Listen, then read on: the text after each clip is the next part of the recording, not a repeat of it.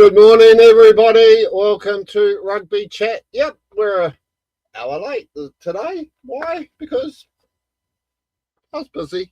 I was busy doing stuff, as you do, and sometimes a show can wait while I finish doing stuff. But anyway, wow, what a weekend we had with the Super round. It was awesome, wasn't it? Great to see full stadium. And in saying that, rugby, what are you got to do? The league in Wellington on Saturday night was able to complete a full Mexican wave around the whole stadium without a break. It was packed to the gunnels. Even though I'm not a fan of the Warriors, you've got to be a fan of that. So whatever they're doing in rugby league, it's about time rugby union starts stepping up to the plate, because it's like that every week in rugby league here in New Zealand or in Australia. Because I tell you what, when the Hurricanes play the Crusaders this week at Wellington Stadium, it's going to be a polar opposite. You can actually see the images coming out on Facebook and social media. Last week with the Warriors, this week with the Hurricanes. So, it'll be interesting to see what sort of crowd is pulled for the game this weekend. But as per normal, what we can do is have a look at what happened last weekend. And the only reason we can do that is, of course, because of Four Square friends Joseph, Josh and the team. Thank you for your continued support of the show. We're up to episode 25. So not a bad little investment for your dollar, wasn't it, Josh? But thanks to him and his team down there at Four Square Friends Joseph. Go and visit them on the old Facebook, and you might get the odd special thrown in. But otherwise, if we have a look at last weekend's results, and started slowly for the Crusaders, didn't it? With Sid Harvey playing a bit of a blinder for the Waratahs. But once they started getting into action, the Crusaders just piled on the points and walked away with a comfortable 35-20 win to knock off, to cap off the homecoming to the new home, I suppose you could say. They've got somewhere they can now probably stay for the next 20-30 years, and to kick it off with a victory was pretty awesome. And with Lester Whainuku, okay, let's just put a full stop on this right now, shall we? He played flanker when he was in France, people. A prop can play a hooker. A lock can play a flanker. A flanker can play a number 8. A number 8 could play in the centres. A centre could play as a flanker. Fullback could play as a first 5. A fullback can play as wing. Every position in rugby union is a hybrid. A guy can chop and change. That's the beautiful thing about this game. It's not American football where if you're a quarterback, that's all you do. If you're a kicker in the NFL, that's all you do. You're a linebacker, that is all you do. It's not like that. Rugby is a beautiful game where people can actually play in different positions week in and week out. So all this crap that I'm hearing about hybrid players, can I just remind you all, Jonah Lomu started out as a number 8 flanker. Yeah. Oh, what? The greatest winger of all time, some people say? Rest my case. So there you go. There's my bitch moan about all that. It was just doing my head in over the weekend about this hybrid bullshit, basically.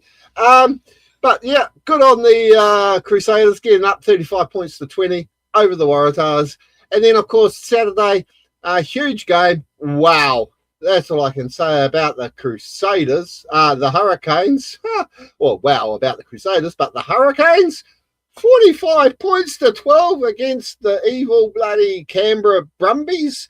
ACT, the game I just shudder to watch. I just sat there and was going, my God, they just took it to the Brumbies and they just did not give them a look in, did they? The Hurricanes were sublime. That's all I'm going to say. And I'm not saying that as a fan of the Hurricanes. It was just great to see.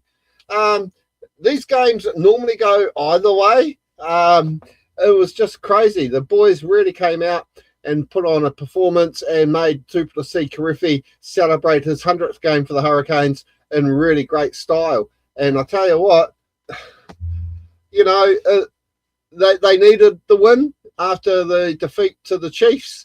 They walked away with the bonus point, everything like that. So they're still up there on top of the table, sharing the first place with the Chiefs. We'll get to the table in a second and answer a few of those questions too that people are bitching and moaning about. God, I'm on a real fire today, aren't I, people? Maybe I'll get a few more viewers. Go and check out that guy. He's having a right royal rant. And then, of course, the evil empire. Oh, Queensland, you broke my heart. Oh, I thought you were going to do it for me. I thought, yes, you're going to beat the buggers. But no, bloody penalty.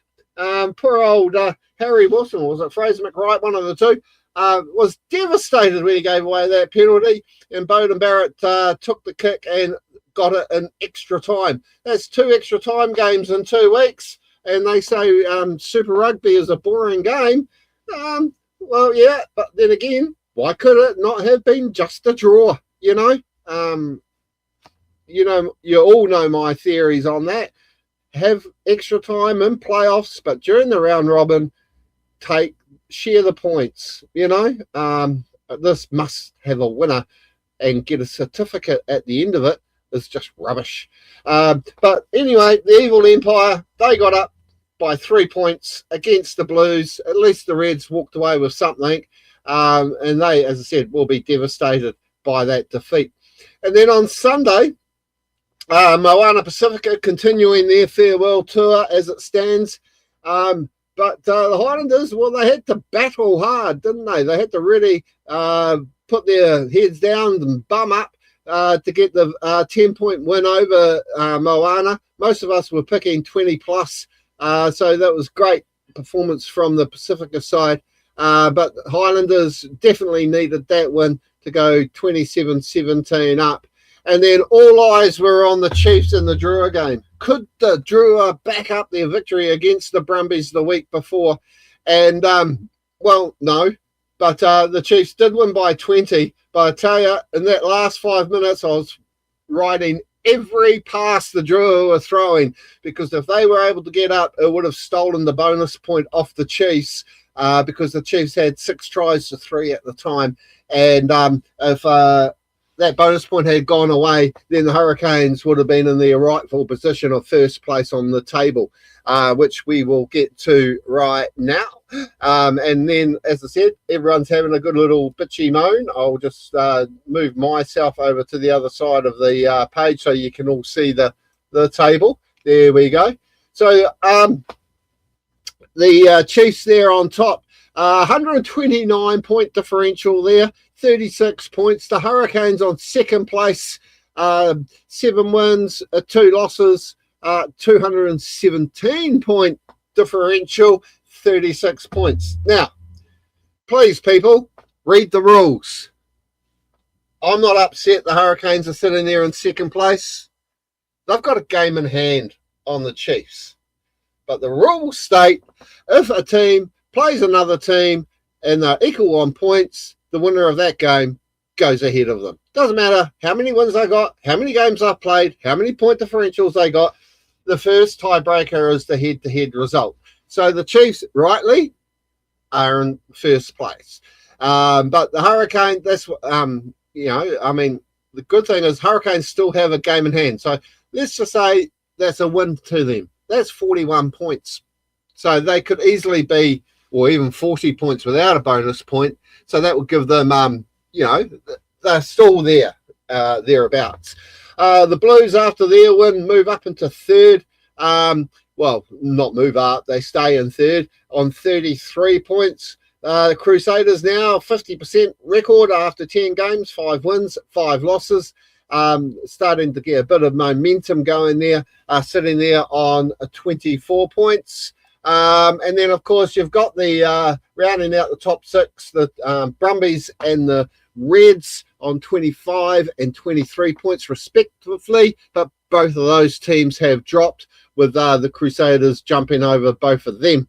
So the Aussies are looking a bit worried at the moment now. Top 4 teams there, all Kiwi sides, and the Brumbies and Reds are sitting there with, yes, the Highlanders right on their tail. And the Highlanders have a big away trip this week to Fiji, and that is no given as it stands at the moment as well. So if we look at the bottom of that table, as I said, Highlanders there on 20, the Waratahs on 19, the Drua sitting there on 16 points. The Western Force, they had the bye this week, so they are still there on 14 points, and Moana Pacifica are now sitting there at the bottom on 4. Hopefully they could do something at North Harbour this weekend and get up over those evil empires and repeat what they did last year. But as I said, you know, games this week, we've got the Queensland to round out the round. We've got Queensland taking on the Brumbies at Suncorp. That will be a huge game. That there is going to say who may secure a top 6 place, with the Brumbies and the Reds so close together there. And of course, on Friday night at 7 o'clock here in Wellington, we've got the Hurricanes taking on the Crusaders. The Hurricanes are 10 points ahead, so they've got a bit of breathing space, but I'm sure they still want to make every post a winner, because after that, you know, you got the Waratahs taking on the Force, and they could easily sort of start climbing. But then the Fiji Drua Highlanders, again, they're climbing up a bit up the table as well. So it's sort of like, you know, the Chiefs, they I believe have the weekend off. So I'll just double check that, because my brain is all working by its lonesome. It's great to see the Drua game is at Bar again. Great ground. But yes, the Chiefs have the bye this week. So the Hurricanes will be looking to at least pick up a point from this game against the Crusaders. But the way they're playing, they're looking quite impressive, aren't they? Any comments today? Super Rugby this weekend. Yeah, Kelvin, that's what we're talking about. So yeah, what else have we got to talk about today on this truncated show, I suppose you could say? I'll leave the draw for this weekend going across the bottom, because we will be back on Thursday with all the club results. But of course, we have had some international rugby on this weekend, and of course, the Black Ferns sealed the Pac 4 against the Australians, going undefeated, beating the United States and Canada as well on the way to securing that trophy. And this is game 1 of the Rose Bowl games, the L'Oreal O'Reilly Cup as well for New Zealand. But it was played on Anzac Day, and the Black Ferns, well, they got up and took the spoils by taking out the Pac 4 again, and are champions of the Pacific. So congratulations to the Black Ferns. And then, of course, this morning, yep, the under-20s are being played over there in South Africa. I bet you they are wishing they we'll get to that in a moment. But the under-20s, well, they had to come from behind to beat the baby, well, the Wallaby, well, I don't know, the Joeys, I suppose you'd call them, not the baby Wallaby team, and got up 34 points to 29. A huge win, and a huge win for their confidence as well, moving into the next set of matches. And the other result there, we had the Junior Springboks. They got up in a high-scoring match as well by 48 points to 21 over the Argentinians under-20s. So well done to the Junior Springbok. because these teams are going to be going hell for leather in the championship in the next few years. A lot of these guys will be, starting friendships and all that in rugby that's going to go on for many moon.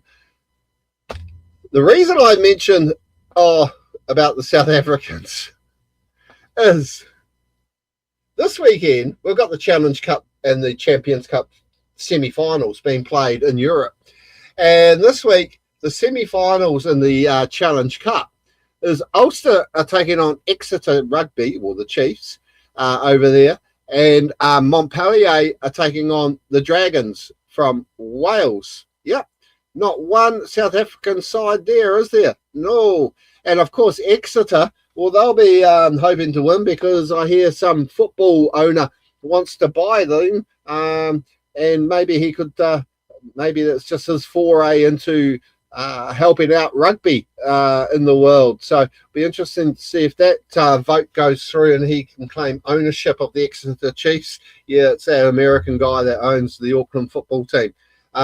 He's got a finger in every pie. So that's an interesting occurrence coming up. But I'll quickly point out they just had the United Rugby Championship in Europe, and Benetton scored a huge win over Leinster, 29-26. So congratulations to Benetton. Rugby is strong and well in Italy at the moment. But in the big game, in the main game, and that's why I brought up Leinster, in the main competition, the European Cup, you've got Leinster, who will be hosting Toulon and Matanonu, I'm guessing, in one semi-final there on Saturday, Sunday, New Zealand time. And then Bordeaux, the current champions, will be taking on Bath from England. Yeah, where are the South Africans? All the rubbish that we heard from South Africa about we're going to Europe, we'll do better in Europe. And they finally went to Europe. They haven't won it yet. And how many years now has it been since they left Super Rugby? They're still part of Sansa. That's the part I just can't understand, that they're still part of the Rugby Championship. Yet they won't play against the Kiwi or Aussie Super Rugby teams. So that's going to be an interesting thing to watch as we move forward. I don't think I've got anything else there. No, I don't. So I'll just quickly click onto there.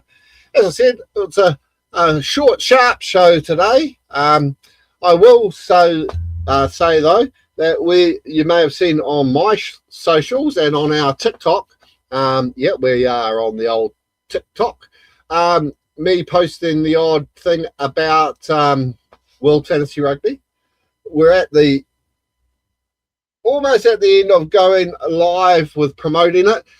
The great news is we've got 10 original teams back, signed and locked and loaded and ready to go. The great thing is there's still room for 440 teams in that particular rugby universe. So keep an eye on that in the next few days, because it's starting to heat up. I'm just testing and double testing all the systems at my end. And I tell you what, when people do see what it is I'm getting all excited about, you're going to go, wow. Problem is, we've been doing this for 30 years. So it's not like we just wrote it down on a piece of paper and said, hey, here's a cool idea. So keep an eye out for the relaunch of WFR in the next few days. So otherwise, that's it. As I said, short and sharp, sweet. I've got to head back off and do real life work, even though this is real life work. But to all the clubs out there, well done in your club rugby over the weekend. And also, we'll be back on Thursday with all the team lineups for this weekend's games. So until then, I will be saying, catch you on the flip side, and we'll talk to you on Thursday. Cheerio.